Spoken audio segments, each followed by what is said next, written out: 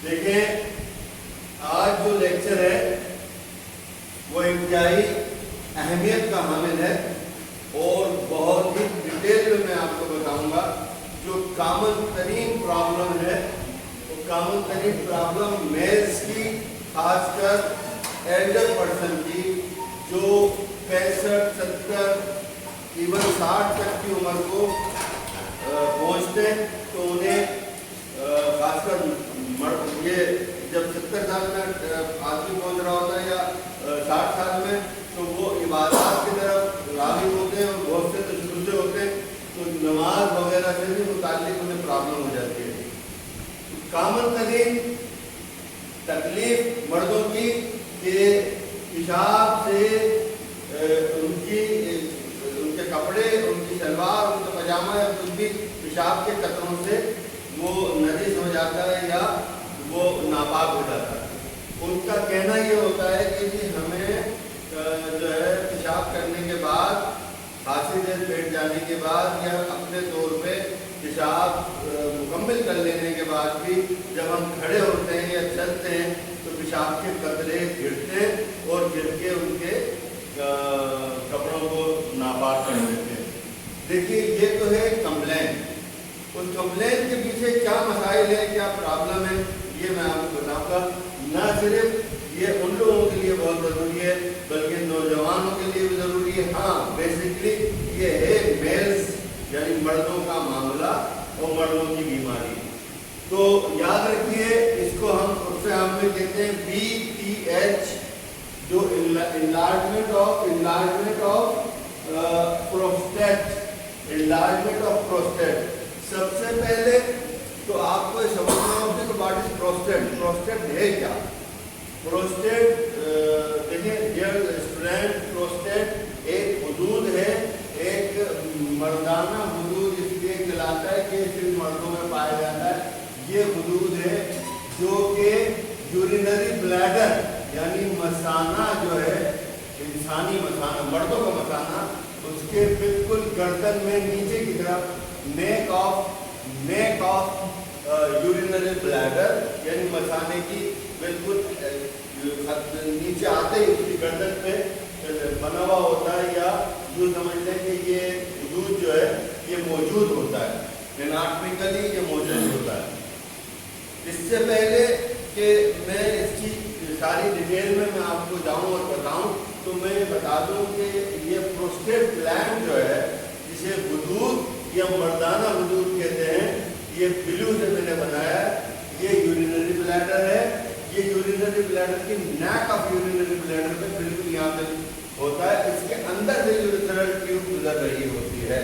इसके अंदर से यूरिथ्रल ट्यूब गुजर रही होती है। अब सवाल ये है, ये होता क्यों? ठीक है, ये तो तय हो गया कि मर्दों में होता है, सिर्फ मेल में होता है। ये होता क्यों है? तो मैं बताना चाहूँगा बहुत वजाहत के साथ कि जो इसकी मौजूदगी है, इसके दो फंक्शन है। वैसे तो कई फंक्शन है, लेकिन दो बेसिक फंक्शन है। सबसे अहम बेसिक फंक्शन जो है वो ये है production of seminal fluid. Production of seminal fluid, मर्दों में जो सीमेन खारिज होती है एजाकुलेशन के टाइम, डिस्चार्ज होने के टाइम, यानी कि बच्चे के लिए जो चीज़ ज़रूरी है उसे हम कहते हैं, औलाद के पैदा करने के लिए जो चीज़ ज़रूरी है उसे कहते हैं हम स्पर्म। क्या कहते हैं? स्पर्म। ठीक है, स्पर्म जो है उसका उसको जो है वो टेस्टिस में बनता है। ये टेस्टिस है, ठीक है, ये यहाँ इस पर स्पर्म की प्रोडक्शन होती है। तो स्पर्म की जो प्रोडक्शन होती है वो स्पर्म जो है उसको वो छोटे छोटे जरासीम उर्फे आम में लोग उसे कहते हैं, जबकि वो स्पर्मेटोजोआ होते हैं। वो किसी न किसी मीडियम में या किसी न किसी फ्लूइड में या किसी न किसी माया लिक्विड में तैरेंगे और गुजरेंगे, अंदर ओवम की तरफ जाएंगे, तभी बेबी पैदा होगा। याद रखिए कि सीमेन यानी कि मर्दों में जो सीमिनल फ्लूइड है, that is called semen in English, and मादा मनरिया या मनी इसे कहते हैं, जो कि मर्दों में प्रोड्यूस करता है। क्या कौन सी चीज प्रोड्यूस कर रही है? वो है कि प्रोस्टेट। प्रोस्टेट ग्लैंड का बेसिक फंक्शन है मर्दों में, वो ये है कि ये सीमेन को प्रोड्यूस कर रहा, बना रहा है, सीमेन बना रहा है। सीमेन भी इसी ट्यूब से, इसी नाली से होती हुई, ये पीनस से होती हुई, और ये यहाँ से मीटस, ये है मीटस, ये मीटस लिखा मैंने, मीटस से यानी उस आखिरी यूरेथ्रा के आखिरी एंडिंग से मनी या सीमेन खारिज होती है, जो कि ओवम तक जाती है, और उसके बाद वो ओवम से मिलकर बच्चा पैदा होता है। तो basic function of the prostate, basic function of the prostate क्या है? वो है, याद रखिए, प्रोडक्शन ऑफ द सीमेन। तो इसलिए ये मर्दों में इंतहाई ज़रूरी है, इसलिए मर्दाना वजूद कहलाता है।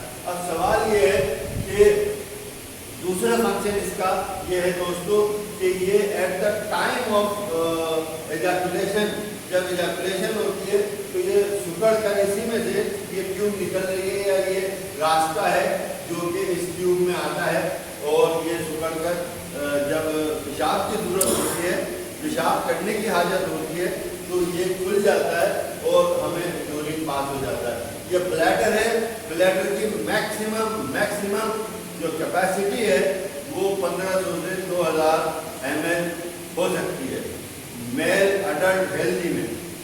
ये इसमें भरने लगता है, जब स्टोर हो जाता है यूरिन, तो हमें हाजत होती है यहाँ से पल्सेस, यहाँ से मैसेज जाता है ब्रेन को, जब आपने पेशाब करना है, तो वो जब ये भर जाता है तो हम पेशाब करने के लिए जब जाते हैं तो ये प्रोस्टेट खुल जाता है, और इस नाली के जरिए पेशाब बाहर निकल जाता है, और जब नाली के जरिए पेशाब बाहर निकल जाता है तो हम ब्लैडर खाली कर लेते हैं, और फिर जो है पेशाब इकट्ठा करने के लिए स्टोर बन जाता है। That is the basic function of the prostate. लेकिन प्रोस्टेट का पेशाब को कंट्रोल करने के अलावा जो बेसिक फंक्शन है, जो उसकी मौजूदगी नेचर में उसकी मौजूदगी में रखी, वो है सीमेन की प्रोडक्शन ऑफ द सीमेन। बात समझ में आ गई? अब आइए कि इसकी नॉर्मल साइज क्या होता है। आपको मैं उससे में बताने के लिए बताता हूँ आपको। इसका नॉर्मल साइज होता है, इसकी चौड़ाई जो है 4 सेंटीमीटर, इसकी ऊंचाई या लंबाई जो है वो 3 सेंटीमीटर, और इसकी गोलाई या इसका जो बॉडी है वो 2 सेंटीमीटर के करीब होती है। इसको अगर हम देखें तो एक आम तरीन जो कॉमन तरीन जो फ्रूट है वो है लेमन, नींबू कहते हैं उसे। वो एक दरमियाने या बड़े किस्म का नींबू इस साइज का होता है। तो कुछ लोग इसे वालनट से और कुछ लोग इसे नींबू से तजवीज़ देते हैं। ठीक है, ये इसका साइज है। इसका साइज ये नॉर्मल है। एक हेल्दी पर्सन में साइज जो है ये होता है। इसको हम ग्राम में अगर नापेंगे तो तकरीबन 25 ग्राम तक होना चाहिए, और मैक्सिमम अगर हम देखें जो बीमारी के ज़ुमरे में नहीं आएगा, इलाजमेंट के ज़ुमरे में नहीं आएगा, तो 30 ग्राम तक काबिले कबूल है, लेकिन 30 ग्राम से ज़्यादा नहीं। तो जब ये जैसे कि उम्र बढ़ने लगती है और आदमी मोटापे की तरफ आएगा, या कोई भी शख्स जब मोटा होगा तो अतराफ में फैलने के साथ साथ अंदर की तरफ भी फूल रहा या फैल रहा होता है। ठीक है, याद रखिए, प्रोस्टेट अगर ये बड़ा हो रहा है तो ये फैल कर अंदर इसकी नाली को भी कमजोर या इसकी नाली को भी पतला कर रहा होता है, बंद कर रहा होता है। आहिस्ता आहिस्ता इसकी नाली यहाँ से तंग होने लगती है और वो नेरो हो जाती है, फिर इस तरह की नेरो हो जाती है, और ये नेरो होके ये इसका पैसेज को बंद कर देता है, जिसकी वजह से पेशाब की जो है रफ्तार में, मिकदार में, फिर उसमें धार में, मिकदार में, रफ्तार में और धार में फर्क आ जाता है। और ये जो है पहली सिम्टम होती है, इंडिकेशन होती है, साइन होता है, जब रफ्तार, मिकदार और धार तीनों चीज़ें कम हो जाएं तो समझ लें कि मरीज या बंदा या ये ऑटोइम्यून बीमारी हुई जिससे इसका चक्कर ही, तो वो जो है प्रोस्टेट इनलार्जमेंट में जाता है। प्रोस्टेट इनलार्जमेंट को BPH इसलिए कहते हैं, बिनाइन प्रोस्टेटिक या प्रोस्टेट हाइपरप्लेजिया या हाइपरट्रॉफी। हम अंग्रेजी में कहेंगे तो हाइपरट्रॉफी हो गया, और अगर हम सही प्रोनाउंसिएशन करेंगे या मेडिकल टर्मिनोलॉजी में करेंगे तो बीपीएच के मायने हैं बिनाइन प्रोस्टेट हाइपरप्लेजिया।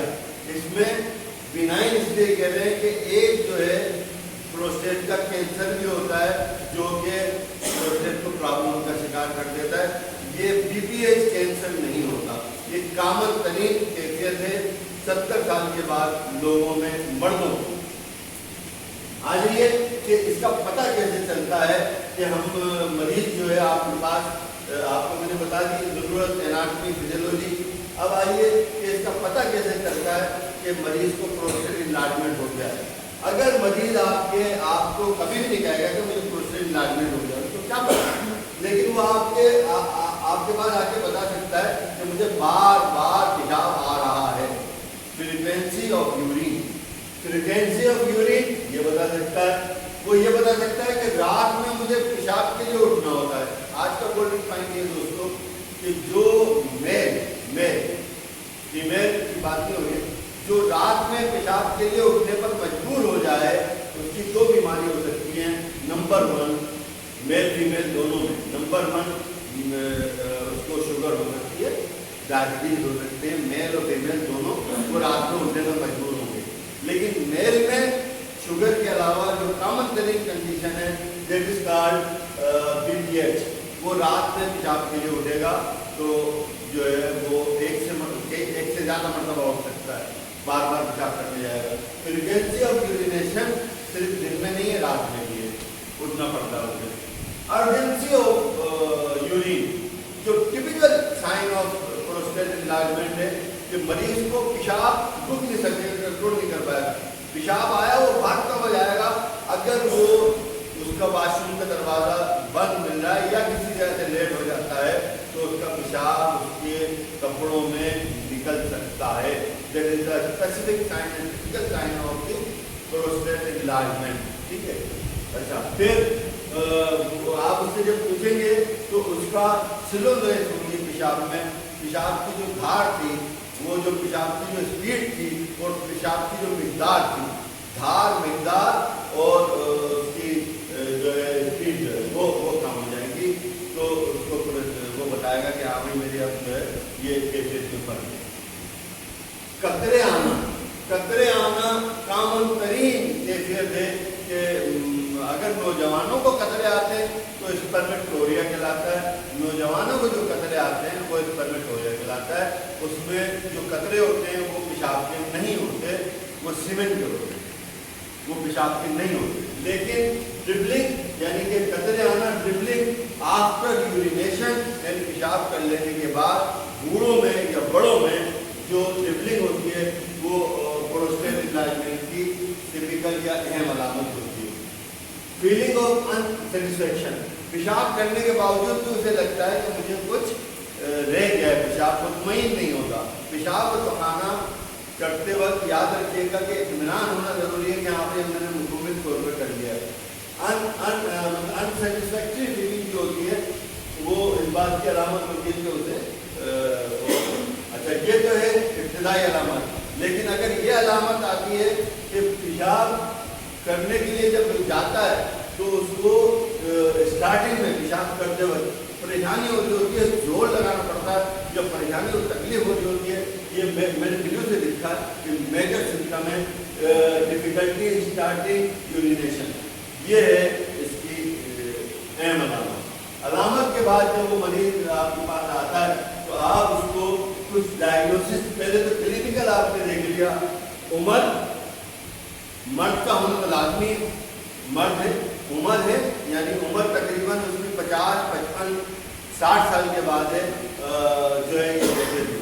दूसरी बात ये चीज़ जो है उन मर्दों में ज़्यादा कॉमन है, जो आज अहम बात बता रहा हूँ और इसमें मुस्कुराओ नहीं, अहम बात ये बता रहा हूँ, उन मर्दों में ये कॉमन है, उन मर्दों में कॉमन है जो शादी एक शादी किए होते हैं या जिनकी बीवी मर्द की होती है, जो शरीफ मर्द होते हैं, जो कहीं और जाके जिनसी एक्टिविटी नहीं कर रहे होते, जिनसी एक्टिविटी नहीं कर रहे, सीमेंट बनता जा रहा है, जिनसी एक्टिविटी कर नहीं पा रहा है, जिसके वजह से ये उनमें होता है, लेकिन होगा कब? 50% के बाद। तो जो लोग ज़्यादा शादियाँ करते हैं उनकी सीमेंट बनती रहती है और वो निकलती रहती है, डिस्चार्ज होती रहती है, अखराज होता रहता है, उनमें एक चीज़ कम पाई गई है, जबकि वो 70 साल के हो जाए तब भी हर मर्द को इलाजमेंट ऑफ प्रोस्टेट नहीं होता। उन मर्दों को होता है जो स्ट्रेस में रहते हैं, तनाव में रहते हैं, ग़िज़ाई जो है एक्टिविटी उनकी सही नहीं होती, ग़िज़ाई एक्टिविटी। मेरा एक लेक्चर है ग़िज़ा पर, ग़िज़ा और ग़िज़ाइयत पर, वो मैं आपको मतलब बता चुका हूँ और बताऊँगा। ये जो इसकी प्ले लिस्ट है ये KADSPF by Kamil, KADSPF by Kamil यानी sex, psychology and fertility by Kamil, ये उस प्ले लिस्ट में जाएगा और उस प्ले लिस्ट में आपको इसी से मुताल्लिक तमाम लेक्चर मिलेंगे। लेकिन डाइट बहुत अहम है और डाइट की बहुत अहमियत है। अगर वो बहुत ज़्यादा चिकनाई खा रहा है, बहुत ज़्यादा गोश्त खा रहा है, बहुत ज़्यादा रेड मीट खा रहा है, तो उसको प्रोस्टेट होने के ज़्यादा चांस होंगे। जो वेजिटेरियन है, जो कम चिकनाई खा रहा है और कम जो है गोश्त खा रहा है, तो उसको प्रोस्टेट होने के चांसेस कम से कम होंगे। एक बात तो ये। दूसरी बात ये कि उसकी एक्सरसाइज, जो स्विमर होते हैं, जो स्विमिंग कर रहे होते हैं, उन्हें प्रोस्टेट नहीं होता है, बहुत कम होता है। जो लोग वॉकिंग कर रहे होते हैं, डेली जॉगिंग कर रहे होते हैं, उन्हें प्रोस्टेट नहीं होता या बहुत कम होता है। जो लोग वेट लिफ्टिंग कर रहे होते हैं उन्हें प्रोस्टेट नहीं होता या बहुत कम होता है। लेकिन वेट लिफ्टिंग से अलग बहुत सारे इश्यूज होते हैं। तो याद रखिए, एक्सरसाइज ज़रूरी है, नॉर्मल डाइट ज़रूरी है, वेजिटेबल डाइट ज़रूरी है। अगर डेली वो कुछ न कुछ फ्रूट खा रहा है तो उसको प्रोस्टेट नहीं होगा या होने के चांसेस कम होंगे। ये बहुत ज़बरदस्त किस्म की मालूमात पहुँचाने की कोशिश कर रहा हूँ आपको आज ही। अब ये तो होगी इसकी साइन सिम्टम, आपने उठा के उसकी डायग्नोसिस के लिए भेज दिया। सबसे साइन सिम्टम पहले लेंगे आप, क्लिनिकल फीचर पहले लेंगे। आपको शक हो गया कि पेशेंट को प्रोस्टेट इलाजमेंट है, उम्र, उसकी साइन सिम्टम और उसका ये पता चल जाना है कि इसकी बीवी को इंतकाल हो गया 8 साल 10 साल हो गए, उससे हम सोच सकते हैं। सबसे पहले हम क्या कराएंगे? यूरिनलाइसिस। मेरा यूरिनलाइसिस पे बहुत डिटेल, बहुत ही वसी आपको मैंने बहुत ही ईजी जो है लेक्चर दिया है, शायद आप वो देखेंगे तो हैरान जाएंगे। यूरिनलाइसिस कंप्लीट होगी, उसमें उसी लेक्चर में मैंने बताया कि प्रोस्टेट कैसे पकड़ेंगे। अच्छा, फिर अल्ट्रासाउंड या स्कैन।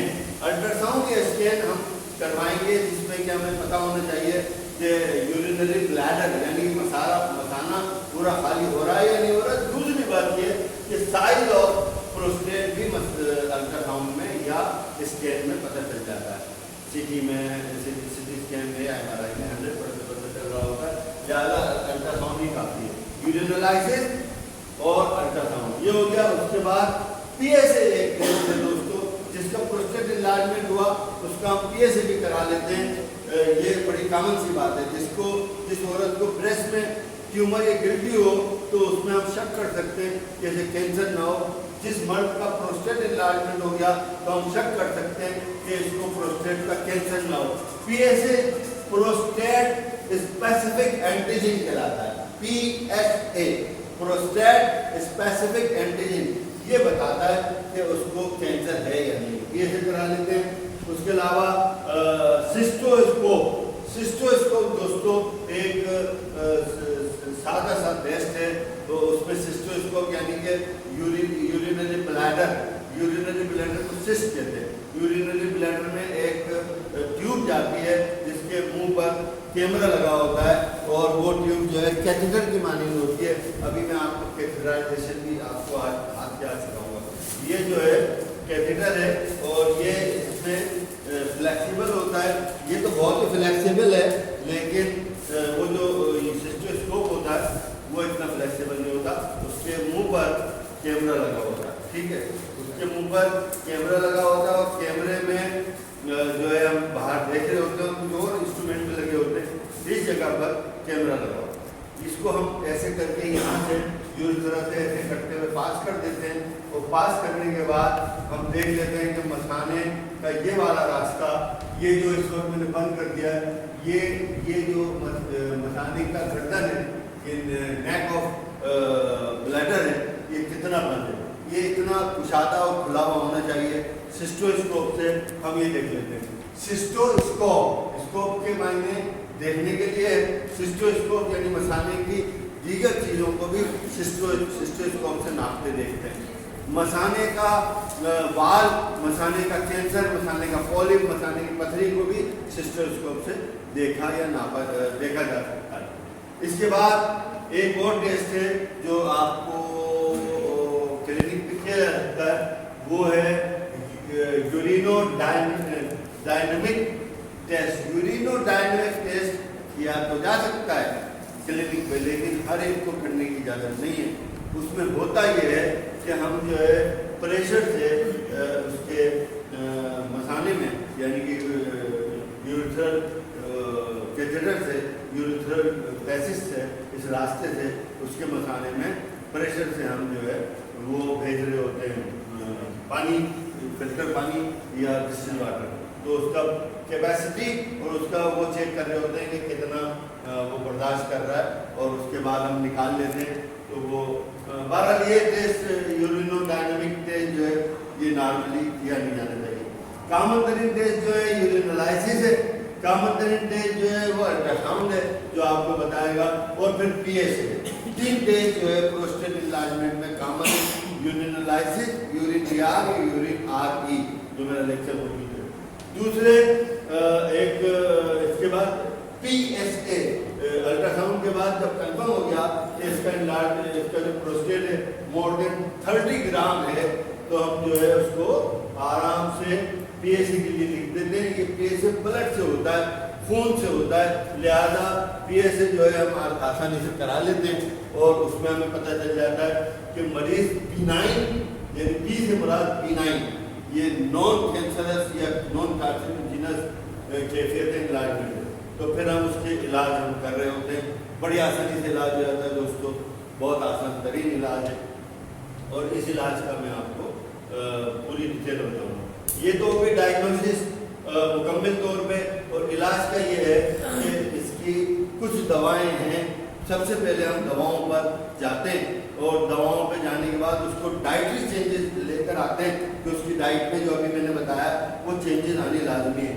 डाइट के बाद उसको एक्सरसाइज बताते हैं, पेल्विक फ्लोर एक्सरसाइज, जो मैंने मेल प्रीमेच्योर एजाकुलेशन, मेरा ये इसी प्ले लिस्ट में है, प्रीमेच्योर एजाकुलेशन, सुन्नत इंजाल यानी वक्त से पहले डिस्चार्ज हो जाना, उसमें पेल्विक फ्लोर एक्सरसाइज मैंने बताई हुई है, वो आप देख सकते हैं। मैं बताने जा रहा था आपको कि अगर हमारे पास कोई भी प्रोस्टेट इन्लार्जमेंट का पेशेंट आता है, तो वो प्रोस्टेट का थोड़ी बताएगा आगे कि मेरा प्रोस्टेट बढ़ गया है।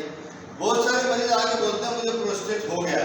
भाई हो गया क्या, ऑलरेडी प्रोस्टेट था, इलाज हो गया, लेकिन हम उसको समझाएं कि बाबा प्रोस्टेट हो नहीं गया, प्रोस्टेट तो आपको था, ये तो सारे बच्चे किए माशाल्लाह पैदा, ये प्रोस्टेट की वजह से पैदा हुआ। अच्छा, बहरहाल ये याद रखिए कि प्रोस्टेट होता नहीं है, वो इलाज हो जाता है, साइज से बढ़ जाता है, लेकिन बहुत सारी और भी चीज़ें साइज से बढ़ती हैं, तो वो नुकसानदेह होती है। अगर हम उसकी सारी कंफर्मेशन के बाद, कंफर्म डायग्नोसिस के बाद ये समझ लेते हैं तो उसका प्रोस्टेट बढ़ा हुआ है, इन्लार्जमेंट ऑफ प्रोस्टेट का पेशेंट है, तो सबसे पहले हम उसकी हिस्ट्री में उसकी डाइट पूछते हैं, उसकी डाइट को मॉडिफाई करेंगे, चेंज करेंगे, और इंशाल्लाह बेहतरीन रिजल्ट लेंगे। फिर उसके बाद उसकी एक्टिविटी पूछते हैं, उसकी एक्टिविटी को हम जो है चेंज करेंगे। तो उसकी एक्सरसाइज, बहुत सारी एक्सरसाइजेज ऐसी हैं। एक एक्सरसाइज आज आपको बताऊँ, बहुत ही हिम्मत करके बता रहा हूँ, कि जो लोग पेल्विक फ्लोर एक्सरसाइज करते हैं वो आप अपनी उम्र के किसी भी हिस्से से, खासकर शादी के करीब करीब जाते जाते एक्सरसाइज कर सकते हैं। पेल्विक फ्लोर एक्सरसाइज करना चाहिए। आप क्या करें, बहुत सारे लोगों को कंप्लेन ये होती है कि प्रीमेच्योर इजैकुलेशन, वक्त से पहले डिस्चार्ज होना उनकी कॉमन सी बात है, तो वो ही बताता चलूँ। पेशाब करें, हाथ लगाए बगैर आप पेशाब कर रहे हो, खड़े हो गया बैठ कर, तो पेशाब कर रहे हैं, तो आपको पेशाब आपने अपने मसल से रोकना है। पेशाब करते करते आपने मसल से पेशाब रोका, फिर थोड़ी देर बाद रिलीज कर दिया, फिर रोका, फिर रिलीज कर दिया, फिर रोका। ये एक्सरसाइज आप करना शुरू कर दें तो आपको प्रोस्टेट होने के या प्रीमेच्योर इजैकुलेशन होने के चांसेस कम से कम होंगे। तो ये एक्सरसाइज है, ये आप बता सकते हो, इस पर डिटेल थोड़ी देर में बताऊंगा। अच्छा, फिर डाइट मैंने बता दी, एक्सरसाइज, वॉक करने वाला, चलने वाला, चलकदमी करने वाला, स्विमिंग करने वाला, वैसे सेहतमंद। अच्छा, ये तो थी एक्सरसाइज। अच्छा, अल्फा ब्लॉकर, ये जो एलोपैथिक सिस्टम ऑफ मेडिसिन में जो कॉमन तरीन दवा है अल्फा ब्लॉकर हम देते हैं। अल्फा ब्लॉकर जो है वो यूरिनरी ब्लैडर की जो नेक है, जहाँ पे ये प्रोस्टेट है, यूरिनरी ब्लैडर की नेक के मसल्स को रिलैक्स कर देता है। अल्फा ब्लॉकर जो है यूरिनरी नेक के मसल्स को रिलैक्स कर देता है, रिलैक्सेंट होता है, जिसकी वजह से ये खुल जाता है और पेशाब आने लगता है। ये कॉमन सी बात है। फिर ये अल्फा ब्लॉकर के अलावा 5 अल्फा रिडक्टेज जो है, 5 alpha reductase inhibitor, 5 alpha reductase inhibitor जो है, इन दवाओं के नाम लिखूंगा, मैं सिर्फ आपको हवाला दे रहा हूँ कि ये दवाएं दी जाती हैं। मेडिसिन हम नहीं बता सकते, ना ट्रीटमेंट बता सकते, ग्रुप ऑफ मेडिसिन या ग्रुप ऑफ ट्रीटमेंट बता सकते हैं। तो ये जो है 5 अल्फा रिडक्टेज इनहिबिटर जो है ये दिया जाता है, या इन दोनों को मिला के दिया जाता है, तो प्रोस्टेट श्रिंक भी होना शुरू हो जाता है। ये मेडिसिनल थेरेपी है।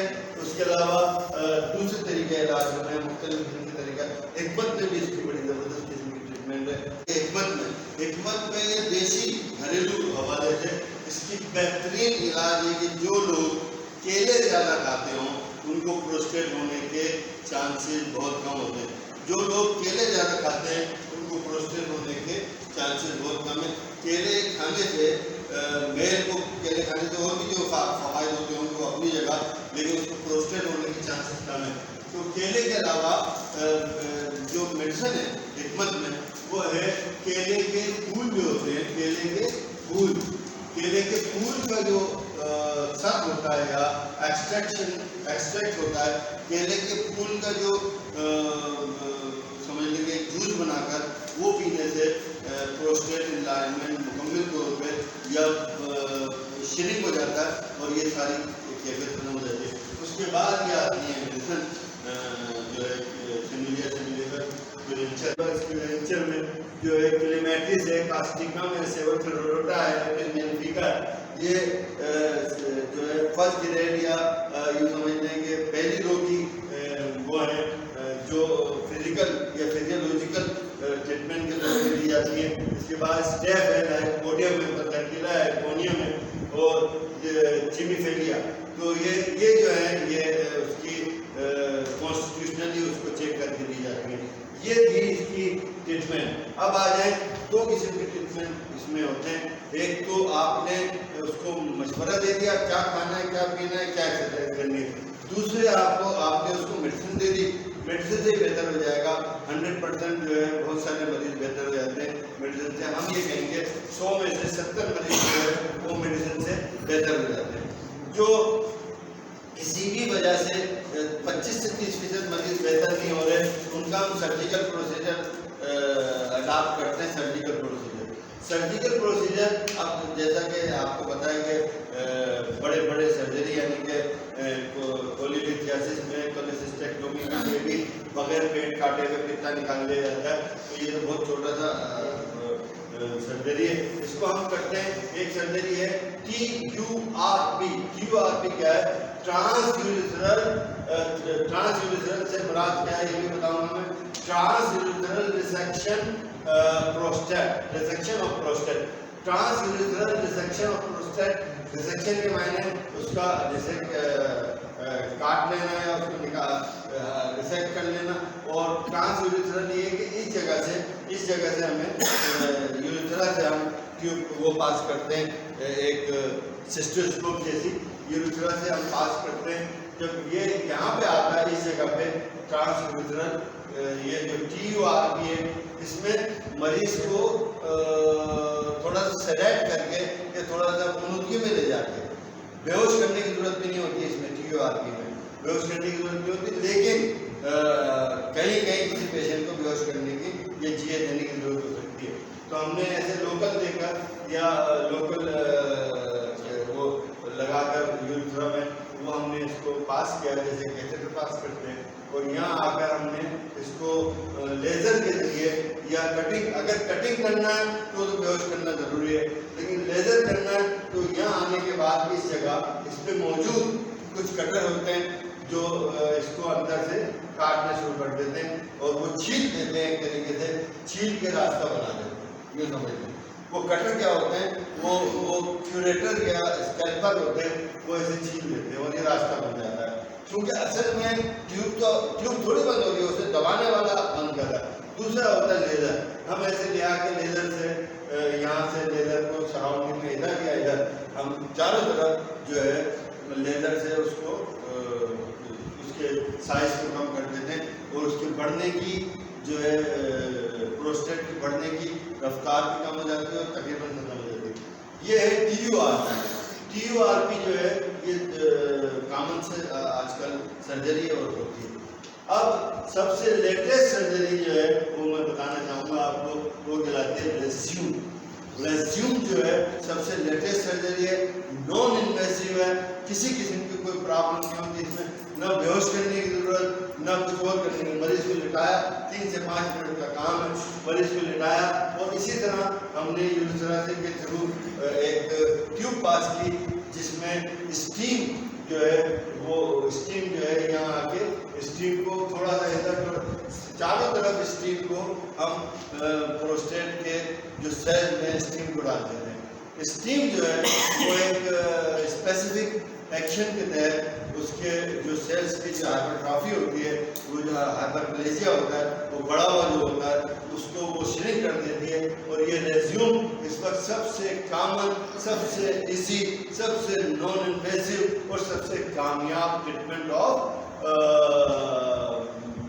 हाइपरप्लेजिया ऑफ दी प्रोस्टेट चल रहा है, यानी कि प्रोस्टेट इनलार्जमेंट का सबसे कॉमन तरीका। हमारे यहाँ छोटी कंट्रीज में या छोटे छोटे हॉस्पिटल में रेज्यूम नहीं है, लेकिन अब जो है बड़े जो है यूरोलॉजी डिपार्टमेंट्स में रेज्यूम आ गया। वैसे TURP कॉमन था, हर जगह पे था, हर हॉस्पिटल में था, लेकिन रेज्यूम जो है अब चंद हॉस्पिटल में इस पर होने लगा काम। अच्छा, ये जो है ये पूरा आपको मैंने समझा दिया। इसमें कोई सवाल करना हो तो आप सवाल कीजिए और पानी पी लें। अच्छा, क्या कोई सवाल करना चाहेगा? हाँ जी, सवाल सर, जो प्रोस्टेट बढ़ने के बाद हम कैथेटर पास करते हैं उससे ट्रामा हो जाता है, ब्लीडिंग हो जाती है, तो उसको कैसे रिलीज करते हैं? अच्छा, देखिए मैं आपको बताऊं, ऐसे केजबिलिटी में तमाम ERs में, तमाम केजबिलिटी में, क्योंकि मेरी उम्र एक्चुअल जो थी वो ER में भी थी, तो ER में कैथेटराइजेशन या कैथेटर को पास करना बड़ा कॉमन था, खासकर ओल्ड एज पेशेंट में। जब आप देखें कि उसका प्यूबिक रीजन जो है, उसके मसाने वाला रीजन जो है वो खुला हुआ, मरीज तड़प रहा होता है और पूरी तरह तड़प रहा होता है, ये मैंने देखा। और इस तरह के बस उसका बस नहीं चलता, अगर उसके पास दौलत जितनी भी हो और चेक बुक उसके हाथ में देते बोले हमारे नाम लिख देगा, इतना तड़प रहा हो, तो वो इसका मतलब है कि हर हाल में वो पेशाब को रिलीज करना चाहता है। हम देखते हैं, पूछते हैं, पूरी हिस्ट्री लेते हैं, अगर उसे पहली बार हुआ है तो हम क्या करते हैं, उसको एक होता है प्लान कैथेटर, ये है polish catheter. Plain catheter according to the size of the urethra, हम मरीज को लिटाकर उसका पीनस देखकर उसके साइज के मुताबिक, साइज से अंडर साइज भी प्लान कैथेटर को पास कर देते हैं। प्लान कैथेटर पास करते हैं तो ये पास होता हुआ दोस्तों ऐसे करके यहाँ तक जाता है, और यहाँ जाके जब मसाने में पहुँचता है तो इसमें जो सुराख है, ये ट्यूब है, इसके जरिए पेशाब आ रहा है। प्लान कैथेटर में इतनी फ्लेक्सिबिलिटी नहीं होती, वो मोस्टली जो मैंने देखा उसका कलर जो है वो पिंक और ब्राउनिश रेड होता है, वो प्लान कैथेटर। तो उसको हम पास कर देते हैं, एक बार उसमें पेशाब पास हो गया तो उसके बाद उसे मेडिसिन देके फारिग किया जाता है।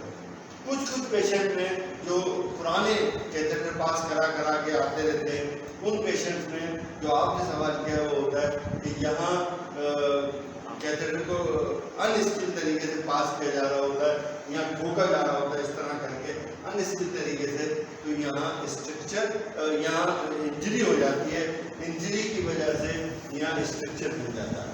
या पहले अगर उसको बार बार पास करने और निकालने की वजह से इसको यहाँ स्ट्रक्चर बन गया हो, बिल्कुल स्ट्रक्चर होता क्या है, ये यूरेथ्रा में जैसे कि हमारे स्किन पे कोई जख्म लगता है और खुरन बन जाता है, इसी तरह यूरेथ्रा में जब कोई इंजरी होती है तो वहाँ एक खुरन जैसा बन जाता है, that is structure, urethral structure कहलाता है। यूरेथ्रल स्ट्रक्चर की फिलामेंटिस और कास्टिकम बेहतरीन दवा है, लेकिन एक स्ट्रक्चर जब बन जाता है तो उसको दोबारा से हम जो है कोशिश कर रहे होते हैं ज़बरदस्ती, तो वहाँ ब्लीडिंग हो जाती है और मज़ीद प्रॉब्लम का बाइस होती है।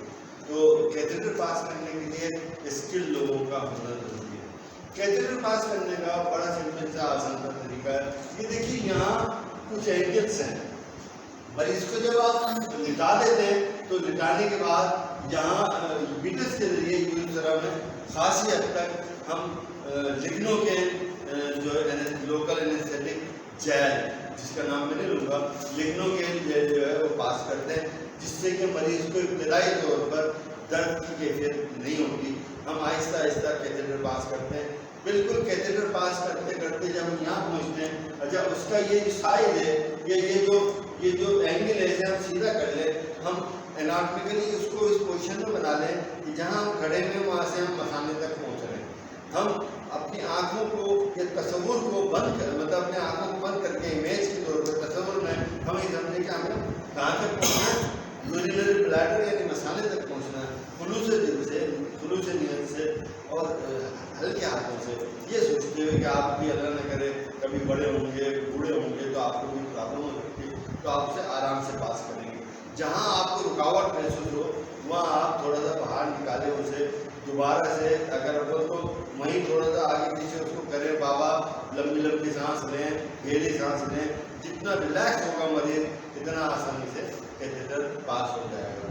कैथेटर अंडर साइज ले लें, अंडर साइज कैथेटर का नुकसान ये होता है, कैथेटर के मुख्तलिफ साइज होते हैं 12 से लेके 22 तक, तो कैथेटर अगर हम अंडर साइज ले लेते हैं, उसका यूरेथ्रा बड़ा है और कैथेटर हमने पतला डाल दिया तो होगा क्या कि प्रोस्टेट से तो पास हो जाएगा दोस्तों, लेकिन वो लीक करता रहेगा, वो सराउंडिंग से लीक करेगा, बंद नहीं करेगा। लिहाजा ये तो हो गई कि पहले तो हमें कम से कम कैथेटर जो है हल्के छोटे गेज का डालना होगा। बाद मरतबा कैथेटर नहीं जाता तो हम साउंड पास करते हैं, या एक मेटलिक जो है रॉड स्टेनलेस स्टील के हमारे हिसाब से फ्लेक्सिबल मेटलिक जो है इंस्ट्रूमेंट होता है, उसे हम पास करके रास्ता बना लेते हैं और रास्ता बनाने के बाद उसे कैथेटर को पास करते हैं। रॉड का नाम क्या है? वो साउंड कहलाते हैं, मुख्तलिफ साउंड होते हैं, स्ट्रक्चर वगैरह को क्लियर करने के साउंड होते हैं, तो प्रोब होती है, वो प्रोब कहलाती है, प्रोब कौन था। ठीक है, ये था सर्जिकल कैथेटर पास करने का तरीका। ये जो फोलिस कैथेटर है, ये 2-वे फोलिस कैथेटर, 2-वे फोलिस कैथेटर में ये जो बड़ा हिस्सा है यहाँ हमें यूरिन बैग लगाना होता है, और ये छोटा हिस्सा है यहाँ पे हमें इसके ऊपर साइज लिखा होता है मुख्तलिफ कैपेसिटी का, ये कितना 30 ml से 40 ml तक पानी को रिटेन कर सकता है। यहाँ डिस्टिल वाटर से एक बलून बन जाता है, और ये डिस्टिल वाटर से बलून बनता जो है उसको हम क्या करते हैं कि कैथेटर यहाँ पहुँच गया और यहाँ पहुँचने के बाद हमने बलून खुला दिया और वो फिर निकलेगा नहीं, वरना वो निकलता है। तो मैं आपको एक सीरीज आते तो मैं इसका तरीका बताऊँगा, एक सीरीज लाए तो मैं इसको बताता हूँ कि किस तरह से इसका तो कैथेटर को जैसा मैंने बताया बड़े इत्मीनान से पास करना, क्योंकि फोलिस कैथेटर होता है, ये 2-वे कैथेटर होता है, इसका मैंने बताया कि यहाँ से यूरिन आ रहा है और यहीं जो है हमने यूरिन बैग भी यहीं लगता है। ये इसलिए इसका मैं आपको बताता हूँ, जब आपने इस पर जेल लगाकर इस पर आसानी से जो लिग्नोकेन जेल लगाकर आपने इसे पास करना शुरू किया और ये पहुँचते पहुँचते इस जगह आ जाता है, तो जब इस जगह आ जाता है तो इस सुराख में से पेशाब को खाली होना शुरू हो जाता है। पेशाब मुकम्मल तौर पर खाली होने के बाद अगर आप इस कैथेटर को फोलिस कैथेटर कहलाता है, इसको ये आप रोकना चाहें, क्योंकि स्लिपरी पहले जेल की स्लिपरी होती है और वो मरीज जो है हाथ से खींच लेगा, या मरीज जब खड़ा होगा तो वो नीचे निकल सकता है।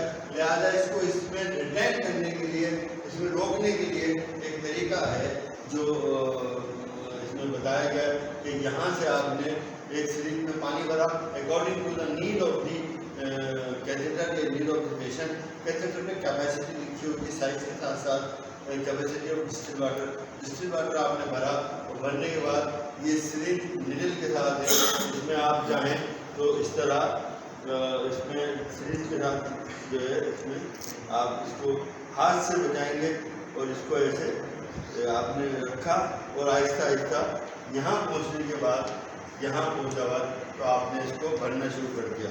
देखिए जब आप इसे भरेंगे तो ये जो है बलून आगे से फूलना शुरू हो जाएगा। ये जो बलून है इसमें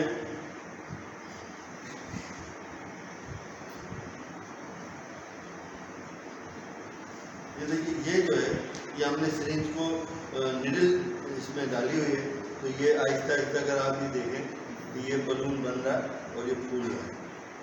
ये बलून जो है ये उस वक्त नहीं था जिस वक्त आप कैथेटर पास कर रहे थे।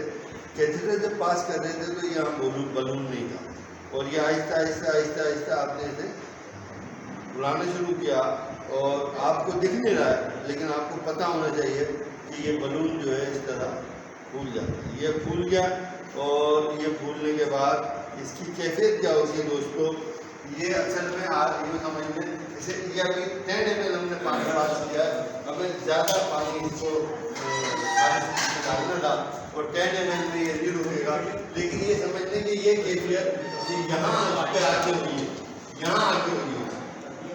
यहाँ पे ये जब बलून बन गया, जितना ये अभी हमने कम पानी डाला है तो जब इतना फूल गया तो ये इधर से नहीं और ये ऐसे इसमें आके फंस जाएगा। नेक ऑफ ये यूरिनरी ब्लैडर में ये बलून फंस जाएगा और नीचे नहीं निकलेगा और जख्मी भी नहीं करेगा क्योंकि ये बलून है और ये सॉफ्ट है, ये जख्मी भी नहीं करेगा। तो ये जो है हमने इसको इस तरह पास करना होगा अकॉर्डिंग टू द जितनी कैपेसिटी लिखी है पानी की। जैसे कि अब ये आप इसमें लिखी है, देखें इसमें लिखी हुई है 30 ml, 20 से 30 ml। तो कोशिश करें, इसमें लिखी हुई थी 20 से 50 ml, तो कोशिश करें कि 30 ml पानी जो है डिस्टिल वाटर आप डाल दें।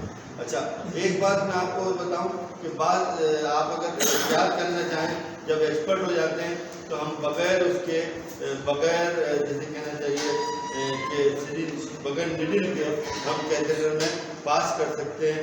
इसका जो सीरीज का जो ये क्या मुंह है इसको हमने यूँ रखा और इसको बड़े दबा के इसको मामूली सा हम जब पास करेंगे ऐसे, ये देखिए बलून फूल रहा है और ये बलून जो है बगैर निडल के जो है फूल रहा है, इसमें पानी भर रहा है। ये वैसे तो उसूलन यही तरीका है बगैर निडल के पास करने का, और निडल ये है मेरे हाथ में, निडल ये देखिए निडल नहीं, ठीक है, निडल मेरे हाथ में, निडल के बगैर हम इसे पास करेंगे। तो ये सीरीज का जो ये नोजल है इसको हमने इसके सुराख में यूँ रख के और यूँ दबाया और हमने पास किया, और जब हमें निकालना होता है कैथेटर तब भी हम इसको ऐसे ही जो है निकाल सकते हैं। उसके लिए ज़्यादातर निडल लगाना बहुत ज़रूरी है, लाजमी हो जाती है। अब ये कैथेटर जो है इसमें मसाने में पड़ा हुआ है और इसको जो है वैसे बाहर नहीं खींच सकता, लेकिन जब हमें कैथेटर रिमूव करना हो तो हम क्या करेंगे कि इसी बाल में, इसी सुराख में हमने जो है सीरीज पास की, निडल पास की। निडल जो है वो 21 नंबर की होती है और इसको आहिस्ता आहिस्ता, अब आप ये देखें मैं दोबारा जो है ये खींच रहा हूँ और ये जो है आप ये देखेंगे कि पानी जो है डिस्टिल वाटर जो है वो इसमें तो आ रहा है, सिरिंज में आ रहा है, और बलून जो है वो श्रिंक होता जा रहा है या वापस अपनी पोजीशन में आ रहा है। और ये जब बलून मुकम्मल तौर पे बंद हो जाएगा, श्रिंक हो जाएगा और प्लान हो जाएगा, स्मूथ हो जाएगा, तो हम कैथेटर को आहिस्ता आहिस्ता स्लाइडली जो रिमूव कर लेंगे या मसाने से निकाल लेंगे। ये देखिए अगर अब आप देखें तो ये जो कैथेटर का साइज़ है ये उसी साइज़ में पता ही नहीं चल रहा कि यहाँ कोई चीज़ थी उभरी, ये है कैथेटर का साइज़। तो यहाँ ये जो बलून था बिल्कुल जब श्रिंक हो जाता है हम ये देख लेते हैं कि पानी आ गया और मज़ीद खींचने की कोशिश करते हैं और पानी नहीं आ रहा होता डिस्टिल वाटर, तो हम आहिस्ता आहिस्ता कैथेटर को बाहर निकाल लेते हैं। ये रिमूवल का तरीका है। कैथेटर पास करने का और रिमूवल का तरीका मैंने आपको बताया। प्रोस्टेट इनलार्जमेंट में ये सारी जी सर 3-वे फॉलिज भी तो होता है। थ्री वे फॉलिज भी होता है, सही कह रहे हैं। 3-वे फॉलिज जो होता है वो देखिए, सबसे पहले तो आपको कैथेटर समझना होगा। कैथेटर होता क्यों है, कैथेटराइजेशन करते क्यों है, ये आपको पता चलेगा। प्रोस्टेट इनलार्जमेंट में जब रिटेंशन ऑफ यूरिन यानी यूरिन रुक जाता है, पेशाब आना बंद हो जाता है मरीज का और बहुत ज़्यादा मसाना बढ़ जाता है, उसे तकलीफ हो रही होती है, तो पेशाब को खारिज करने का तरीका है कैथेटराइजेशन। ठीक है, यूरिनरी ब्लैडर को खाली करना। और फिर अगर हमें कैथेटर को उसमें रोक के रखना है, इस जगह पे हम यूरिन बैग लगा के तो मरीज को यहाँ कहीं बांध देते हैं और ये कैथेटर जो है फंस जाता है बलून की वजह से।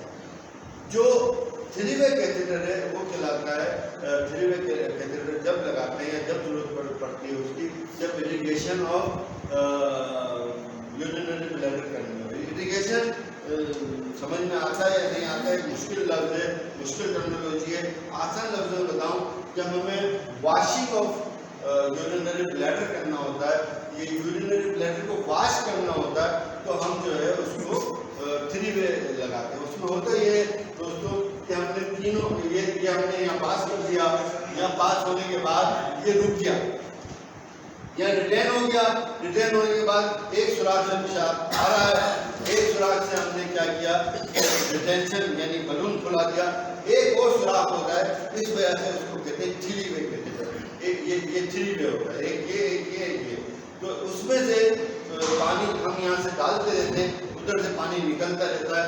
डिस्टिल वाटर या normal saline, sterilise normal saline हम डालते हैं। यहाँ जब इसमें डेब्रीज यानी कि clots of the bus, clots of the blood यहाँ पड़े हुए होंगे, तो वो कैथेटर को भी ब्लॉक कर देते हैं। कैथेटर का ये जो सुराख है ये भी ब्लॉक हो जाता है, कैथेटर की जो ट्यूब है ये भी ब्लॉक हो जाती है। इसलिए 3-वे catheter washing of urinary bladder या इरिगेशन के लिए हम इस्तेमाल करते हैं। उसमें एक तो कॉमन है रोकने के लिए, बलून के लिए, एक है यूरिन बाहर आने के लिए, एक है नॉर्मल सलाइन अंदर डालने के लिए। नॉर्मल सलाइन इसलिए कह रहा हूँ बार बार कि वो स्लाइड भी होती है और नमक जो है एंटीसेप्टिक होता है, तो वो डालते हैं, उससे ये वाश हो जाता है बाहर। ये है 3-वे कैथेटर। वो चूँकि अभी हाथ में नहीं है, लिहाजा बस समझ लो काफ़ी। ठीक है, और कोई सवाल?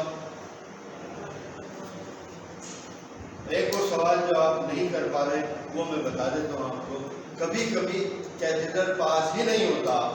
ये हमारे साथ हमारे एक्सपीरियंस में 1000 मरतबा तो नहीं, लेकिन 10 से 15 मरतबा हुआ है कि कभी कभी कैथेटर पास ही नहीं होता, इस रास्ते से जाता ही नहीं है, उसे कैंसर है, स्ट्रक्चर है या कुछ मुमकिन नहीं है।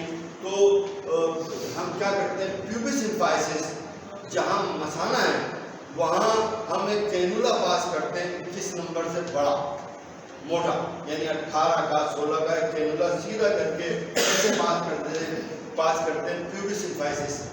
प्यूबिस इंफाइसिस जो मसाने के ऊपर का हिस्सा है जो फूला हुआ है, उसे हम यहाँ से निडल होती है ना, कैनुला निडल है, वो निडल जब पास हो जाती है अंदर प्यूबिस इंफाइसिस में, तो मोस्टली हम उसमें 19 से 21 से बड़ा कैनुला इस्तेमाल करते हैं।